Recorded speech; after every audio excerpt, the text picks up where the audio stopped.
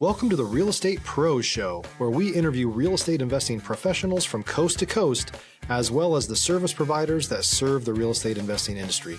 Our goal is simple: share what's working now to help you improve and scale your business to the next level and meet the pros that can help you get there. Real Estate Pros is powered by Investor Fuel, America's leader in helping real estate investors and professionals build the business you need to live the life you've always dreamed of. Let's start today's show. Property insurance for real estate investors doesn't have to be difficult, but it does need to be there to protect you when you need it. MyInvestorInsurance.com not only provides insurance at 15 to 30% cheaper than traditional agencies, it's built specifically for real estate investors like you. You can set up an account in about 2 minutes, get quotes on properties, turn on and turn off insurance for your fix and flip or rental properties in around 2 minutes without having to talk to anyone directly, all through our portal. There's no better way or faster way to make sure you've got the coverage you need to protect you, and no more lengthy policies either. Once you're set up, you're billed monthly and prorated by the day for however long your policy is active. It's powered by MSI, the third largest independent MGA, with 1.5 million customers and more than $1 billion in cumulative premiums written. Get set up today in about 2 minutes at myinvestorinsurance.com/fuel. All right, guys, welcome back to the show. I am your host, Brett McCollum, and I'm here today with Nic Espanet. And today we're going to be talking about real estate syndications. That's right. Before we do, guys, at Investor Fuel, we help real estate investors, service providers, and real estate entrepreneurs to 2 to 5x their businesses to allow them to build the businesses they've always wanted and allow them to live the lives they've always dreamed of. Without further ado, Nic, how are you, man? Doing great, Brett. Thanks for having me. Man, this is awesome. I'm looking forward to this. We got to catch up a little bit, talk to each other a little bit before the show, get to know each other, and that was really, really quite cool. But I want to talk, obviously we're going to talk about syndications, right? That's kind of what we led in with. But Sure. before we do, let's get some background, who's Nic, catch us up to speed, man. Awesome. Nic Espanet. I live in Fort Worth, Texas, so the FW part of DFW, but been doing syndications for coming up on 9 years. Started back early 16. And before that, I went to school to be a physical therapist. Did that, graduated in 96, was a physical therapist about 20 years and kept doing that in early part of the syndications. But,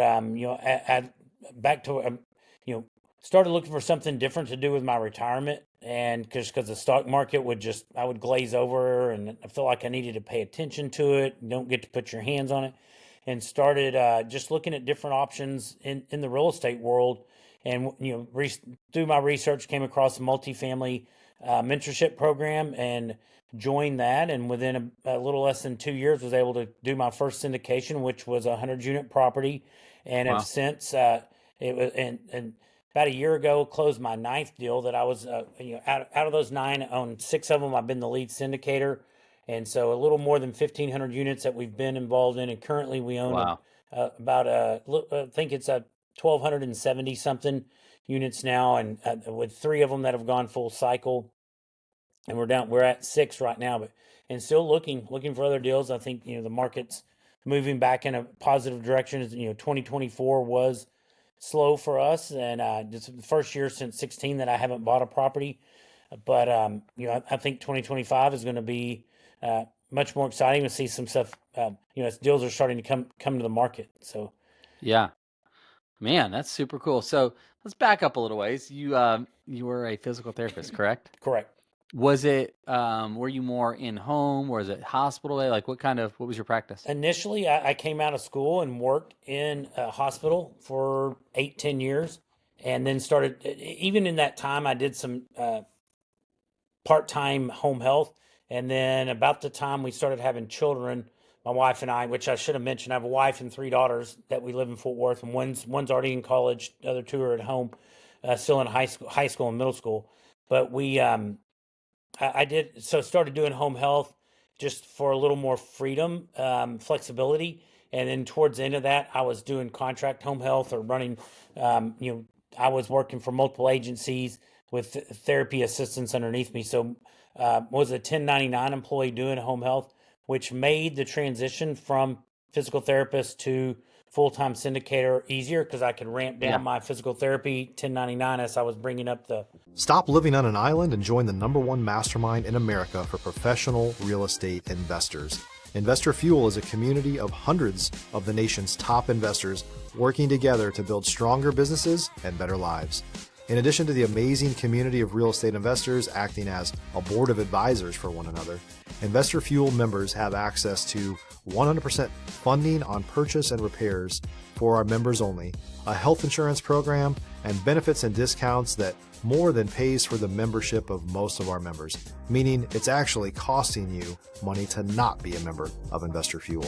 If you're looking to scale your business and build a business that allows you to live the life of your dreams, please visit investorfuel.com today and book a call with our team. The syndication or real estate side versus having a W-2 job where when you quit, and you're going from 40 hours or ever how many hours to zero. I was able to slowly transition. Yeah, very cool. Yeah, so I have to ask this. So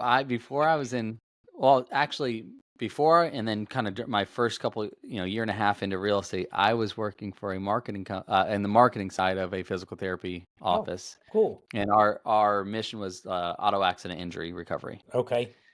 I gotta ask it. It was almost like a I never will understand it, but I have to ask the physical therapist in you, Nick. Why do physical therapists and chiropractors do this? I've never understood it because they seem to not really get along so well. In my Butt experience. heads. Okay, I thought you meant do the hand motion. Like I don't ever. Oh. It's a Sorry. territory. I mean, yes, it's almost taught in school. It's like a territorial thing of, and I don't know why we can't get along. I actually go to a chiropractor now. It's one because I can go in without having to have a doctor's note. Without a referral, and I'll be Right. honest, the chiropractors set up a better business practice. One, a lot of them are cash only, so they're not having to deal with insurance companies, and they do not have to have a referral. As a physical therapist, you have to have a physician's, at least in Texas, it may be different in different states, you have to have a referral from a physician. So the patient has to see the doctor first, then go to the physical therapist. Yeah, it's just so funny. There would always inter-office stuff, these chiropractors, and then you see the chiropractors these PTs. It's like I think some of it came back to the old school days where some of the chiropractors, they think you can cure everything from the common cold. Yeah. But I think there are great chiropractors with functional medicine stuff is definitely, and it's when I have an injury now. I have a guy that I go see and he's not a crack your back. I mean, he looks at muscle, and he always says that 1 to 2 visits. He's not one of these. He's not of the mindset you need to come in once a week or once a month, twice a week for 8 weeks. Yeah, or forever to be adjusted. No, that's funny that you say that because I thought you were saying they always put their hand, but they do butt heads. Sorry. And there are some people, but I think it's instilled in us in PT school too. Like, the chiropractor. I think it is on the opposite end too, on the chiro side. But I've always thought because they're complementary to each other. No, they definitely can work together and should. Man, if they could figure out how to work together, from a business standpoint, we're both we're entrepreneurs, right? So I'm always thinking business models and things like that. I'm like, man, if I could put those two things together, responsible, that's it. Because people are. I mean, life is tough, and people are going to get hurt in some capacity. Sure. I mean, even if you're just walking or standing, you sneeze. Sometimes people are injured. You don't have to be doing something dangerous to be injured. Car accident. I was just wondering speaking to the PT in you, man. I was that was not a question I thought I would get today. So see, I'm here to surprise you, man. Yeah, that was a different world, different time back then. But all right, so you did that. Was there something back then that maybe you're looking at retirement, and thinking for the future, obviously. There's a million ways to think about retirement. Why real estate? What was it that excited you? I mean, just I like to read a lot, so just hearing that it's real estate is a great resource for wealth and freedom and independence.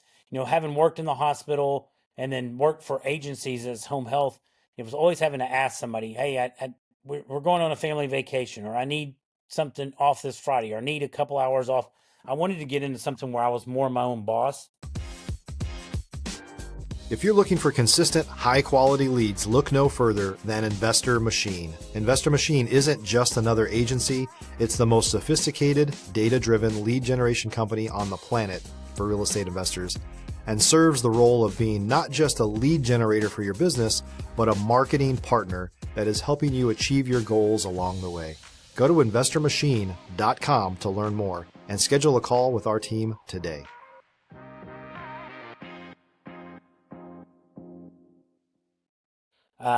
And so you're just doing lots of research on what's an avenue that makes that more likely to be possible.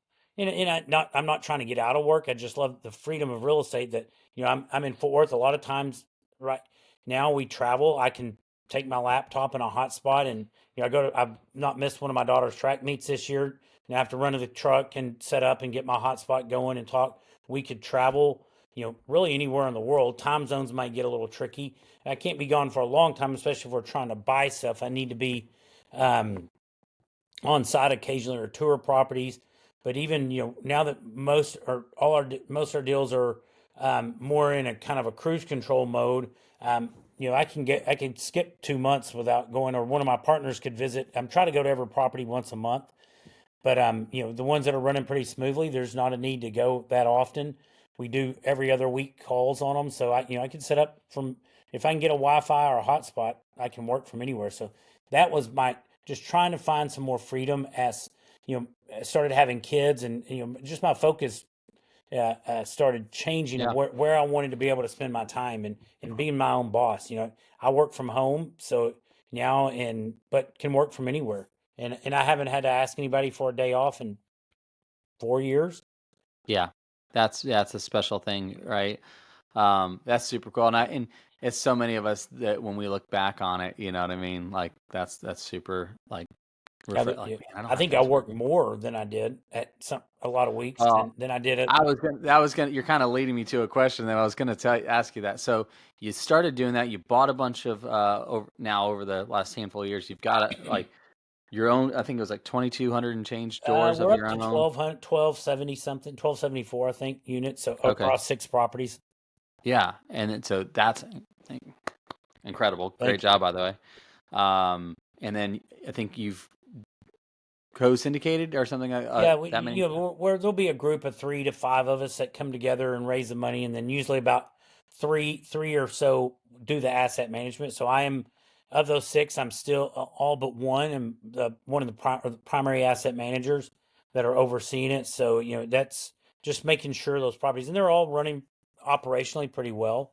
But I Yeah. still, on a regular basis, check things. And the last 3 weeks we've been getting our K1s and stuff ready for investors. So that's been um, pretty time intensive, but we're down to Right. one property. My wife and I joke that because she's doing the same thing. She was in sales and then taught at our kids' school for a while.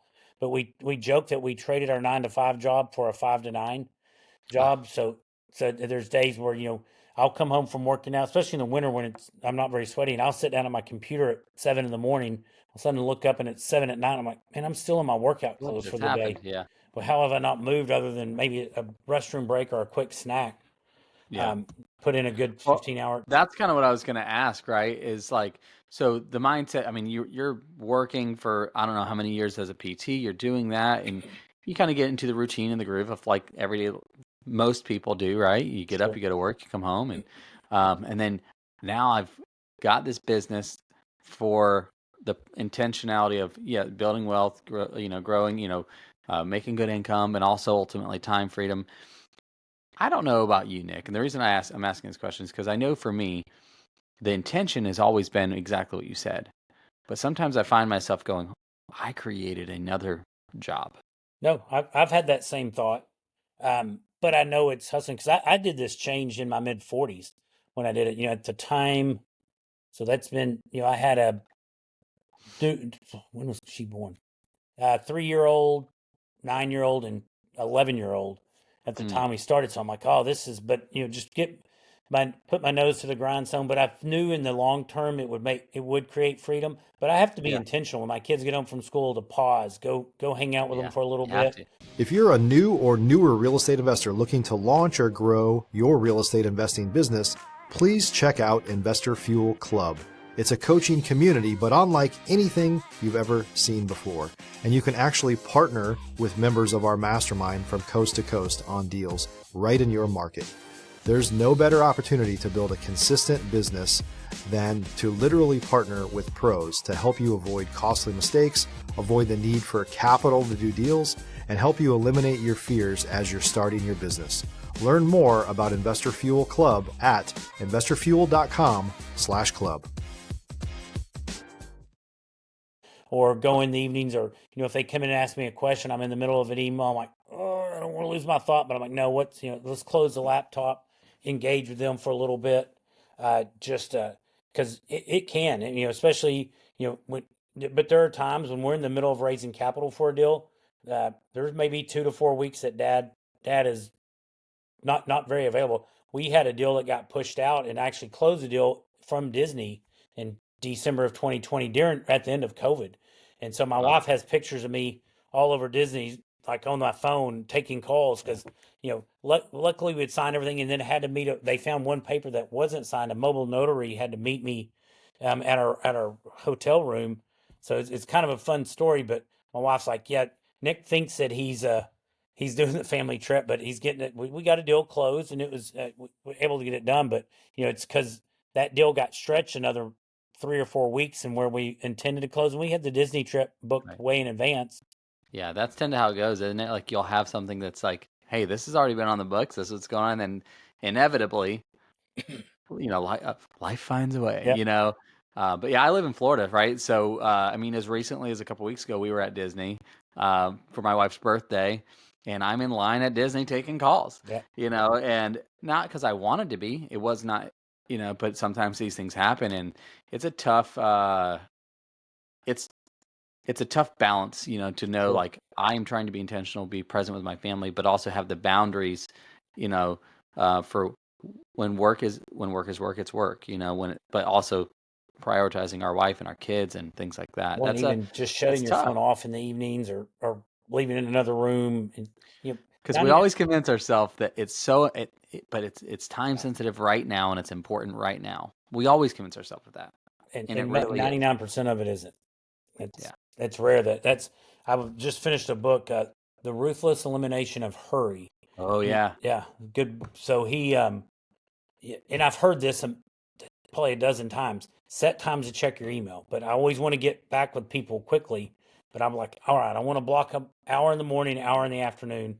That all I do is email, and just I can delete stuff, answer.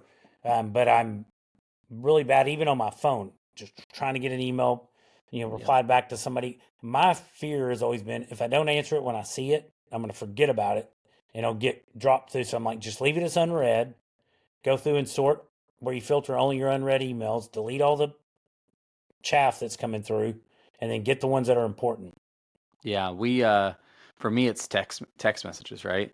And I am if I know that there's a text on my phone, I struggle to like Some I gotta look at it, I anxiety. gotta look at it, I gotta look at it, I gotta look at it, and it's hard, like Well, intentional focus is hard yeah. And my sometimes. wife has said, text messages are for me as the receiver, not for the sender.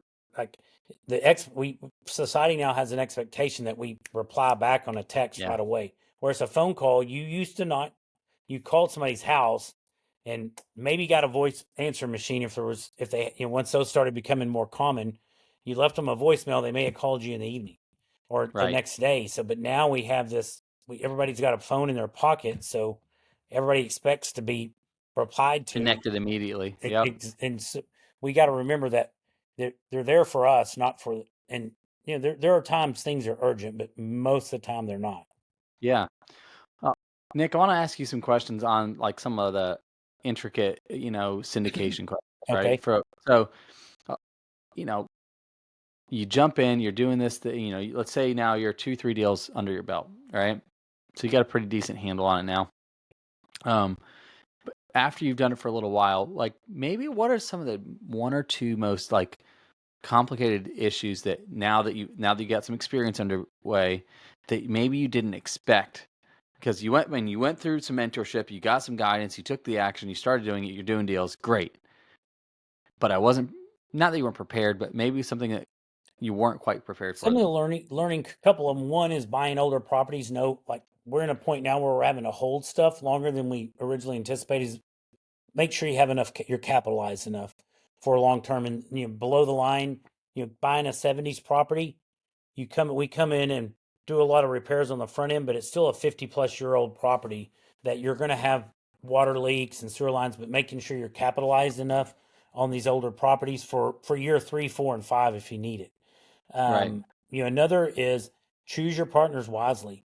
There's I when I talk to people, your partners that are asset managing, don't just jump. It's almost like it's a lot like dating, getting married. Make sure you're going to get along not only when things are easy, but when the poop hits the fan. How is Yeah. everybody going to react? Because in today's society, it's probably easier to get a divorce than it is to remove somebody from your team. And so make sure you have somebody that has a good synergy, that your plan's the same. And it's hard because you're talking with people about partnering on stuff, Yeah. and you don't, until the poop hits the fan, you really don't know how somebody's going to act. And so that it's just can be a challenge. So I've got a small number of partners that I'll do stuff with, and that's people I want to know that have been doing this for a while, and that are going to have a good demeanor as we go through things. Yeah. That's That's probably one of the biggest is, don't think you need a bigger deal, so you have to bring in more partners. Stay smaller, stay mid-size to where you can do it with a smaller number of people. yeah. I mean, that's a huge, because at the end of the day, Nick has a vision for his future, and I might have a partner, like, and you might say, hey, Brett, do you want to partner with me? We get along great. We're nice. Like, but my vision might be totally different than yours, Sure. And when you're going to you know? sell, and how it's and one thing that I won't say never, but I want to have control of the asset management, or have a larger vote. Make sure I have enough interest in it that if I'm the one that's bringing the most money to the deal, I want to have the most say in how the property's run. Right. And whereas Yeah. at one Setting point I was expectations. trying to back off and say, hey, I'm going to raise the money, let somebody else do the most of the work, and it's not necessarily from a control point. It's just when things start going the wrong way, I want to make sure I can right this ship. Yeah. That's huge, man. I mean, that's everything. I mean, I've been in good partnerships. I've been in bad partnerships. I've done them both ways, and inevitably in life, everything it has to end, right? Like you and I, we're not going to be on this earth forever, Sure. right? So everything, even business, must come to an end at some point, right? And so I, in my younger years in real estate, would just, we'll figure it out, Nick. Let's just start, and then when it got weird, you realize, like you said, you realize kind of like what the motive of that person truly is. Some people don't handle pressure as well as others. For sure. Some people, you don't know, and yeah, that's a great lesson. When it was when I got in, when things are good, everybody gets along. If you're Right. sending money out and you're doubling everybody's money in 2 or 3 years, but 16, 17, 18, even a little bit into 19, you can almost buy a deal back then and go to sleep, and it's going to close to double everybody's money or better. And so, if you're sending checks out, you can put up with a lot of friction and you're not going to Sure. have as much friction. But when we're coming through this down cycle, you start seeing true colors, and who do you want in your foxhole at that time? That's right. And what are you seeing? So, I mean, it's not. I mean, it is what it like. I think 10 years removed from now, we're going to look back and go like, man, this was a weird cycle. Like, I think we're going to talk about it, Sure. I don't know that it's everybody in real estate, were you around for 2008? The great, I don't know that happens. I don't know that it doesn't I don't know. I don't know what I don't know. But I know for sure, and when we look back on this time historically, it's going to be like, that was a moment in time that was rough. Oh, Okay. yeah. How are you guys navigating that today? What are you doing? I agree. I think in 10 years we will look back on 2023, 2024. Just right now we are looking at buying deals. We're not buying on floating rates, even though I think that could be if rates are going to come back down. But just sticking to our principles that we maybe got away a little bit from in 21 as we're getting a little over leveraged and on floating rate debt is so let's stick with fixed rate debt. I think interest rates are going to stay around 5. I think we got spoiled there for a while, having 3s and 4s. Maybe it'll come back, but I think historically 5's been more the average, 4 and 5. So high 4s, low 5s. But we're planning on our underwriting. We're building in more capital for the later years in case we need them. You're looking at trying to look at. I'm not eliminating 70s deals if it's a really good deal and it underwrites with us having extra capital for those later years. We'll do it, but trying to focus on newer assets that once you hit the 80s, you start getting to PVC sewer lines. So it's that's one of our big challenges on some of these older properties is that the cast iron sewer lines are just Right. crumbling and or trees are taking over. And trying to get back out in the market, hit the meeting with investors, touching base with them because some of our investors, stuff that was bought in 21, people are losing money, are potentially going to lose money, and so it's going to be my last raise closed in December of 23, and we were able to raise close to what our goal was, and it went well, and and we got the deal closed. But who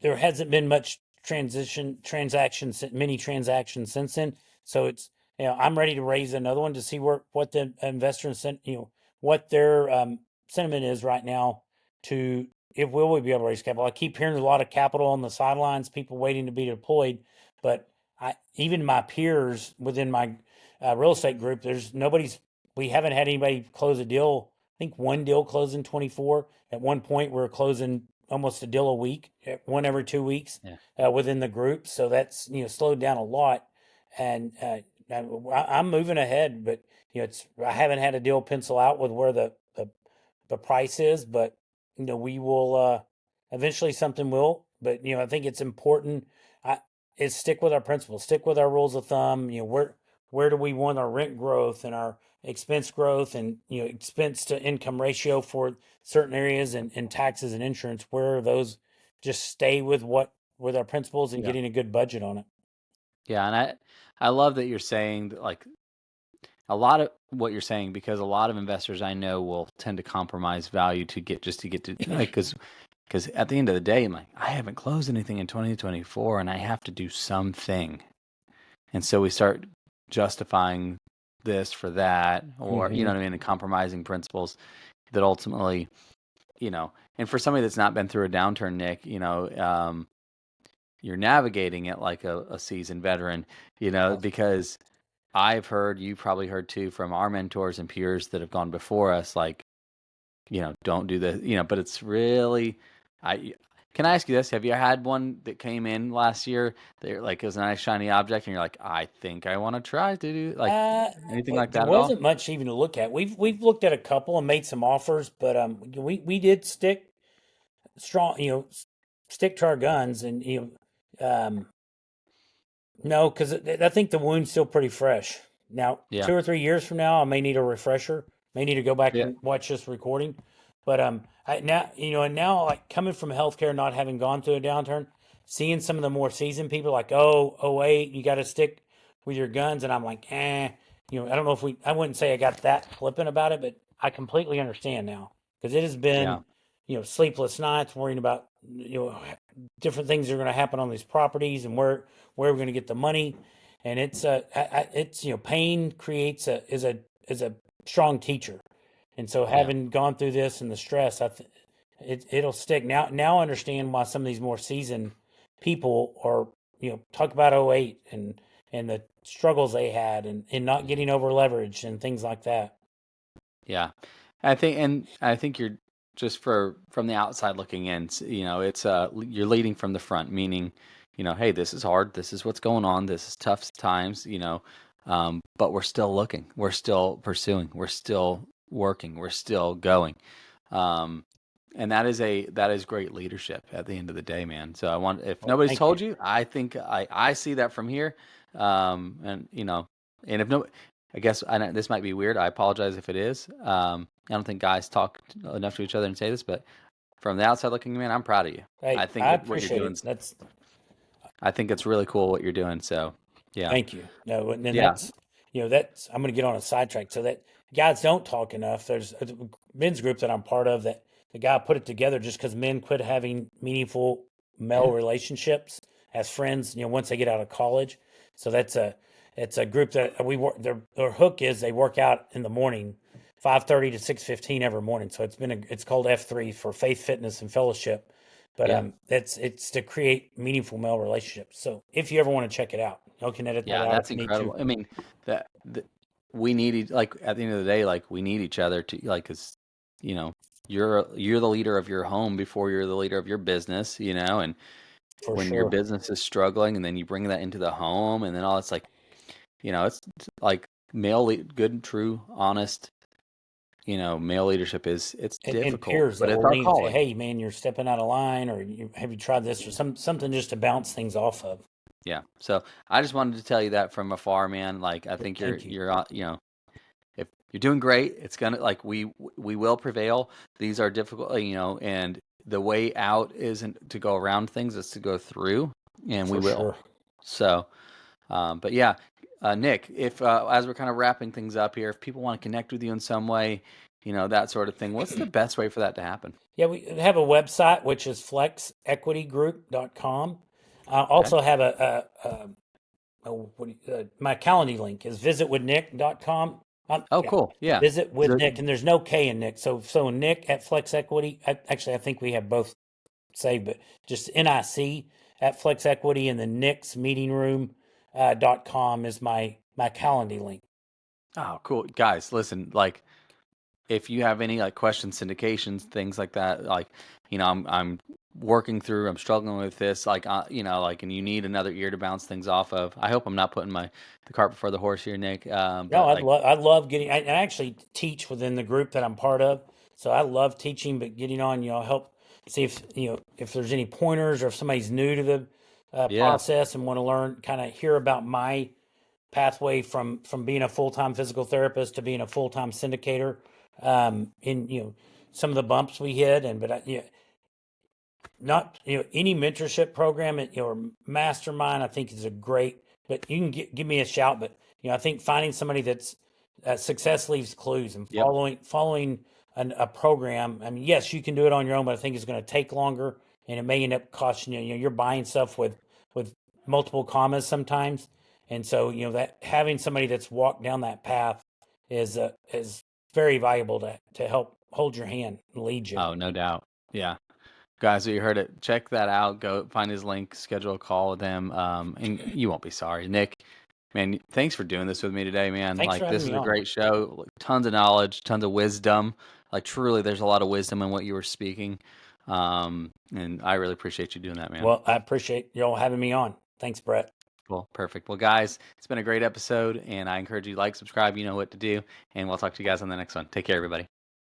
Thanks for joining us for today's Real Estate Pros Show. You can learn more about the amazing benefits of the Investor Fuel Mastermind community, including surrounding yourself with hundreds of other rock stars, 100% financing for your deals, and members-only discounts from vendors you're likely already using that, as a member of Investor Fuel, will save you more than the cost of your membership. Visit investorfuel.com to learn more. If you're interested in joining us as a guest of this show, please visit investorfuel.com/pros to apply. You can also check the show notes for access to free resources, how to get access to world-class lead generation, and much more. Don't forget to subscribe so you never miss another episode. Have a great day. We'll see you on the next show.